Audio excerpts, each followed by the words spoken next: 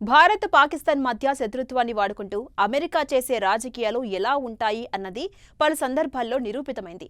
తాజాగా గత ఏడాది భారత్లోని పెహల్గాం ఉగ్రదాడి తర్వాత పాకిస్తాన్పై చేపట్టిన ఆపరేషన్ సింధూర్ సమయంలో మధ్యవర్తిగా ఎంట్రీ ఇచ్చి ఇద్దరి మధ్య కాల్పుల విరమణ ఒప్పందం చేయించినట్టు డొనాల్డ్ ట్రంప్ ప్రకటించారు. ఇక ఈ వాదనతో భారత్ ఏకీభవించకపోవడం, తాము అడగ్గానే కాల్పుల విరమణకు సహకరించడంతో ట్రంప్కు పాక్ దగ్గరైంది.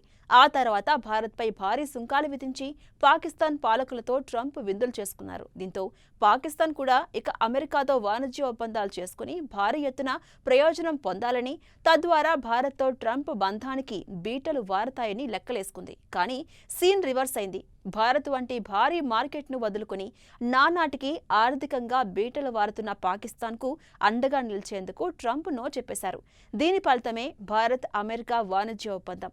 ఈ ఒప్పందం ఇచ్చిన షాక్ నుంచి పాక్ ఇప్పటికే కోలుకోలేకపోయింది. దీంతో అమెరికా తమను వాడుకుని టాయిలెట్ పేపర్లా విసిరేశారని పాకిస్తాన్ రక్షణ మంత్రి ఖవాజా ఆసిఫ్ ఆవేదన వ్యక్తం చేశారు. గతంలో అమెరికాతో తమకున్న బంధాన్ని ఆయన అంగీకరించారు.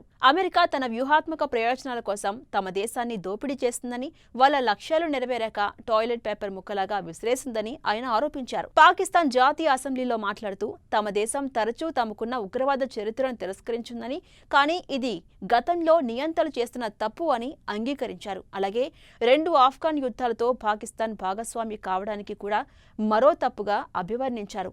ఇవాళ పాకిస్తాన్లో జరుగుతున్నటువంటి ఉగ్రవాద ఘటనలు తమ గత తప్పులకు ప్రతిఫలమని అంగీకరించారు. 1999 తర్వాత ఆఫ్ఘనిస్తాన్ విషయంలో అమెరికా, పాకిస్తాన్ కలిసి పనిచేయడం తమ దేశానికి శాశ్వత నష్టాన్ని మిగిల్చిందని ఖవాజా పేర్కొన్నారు. 2001 సెప్టెంబర్ 11 దాడుల తర్వాత అమెరికాతో తిరిగి పొత్తు పెట్టుకోవడం వల్ల కలిగిన నష్టాలు చాలా దారుణంగా ఉన్నాయని తెలిపారు.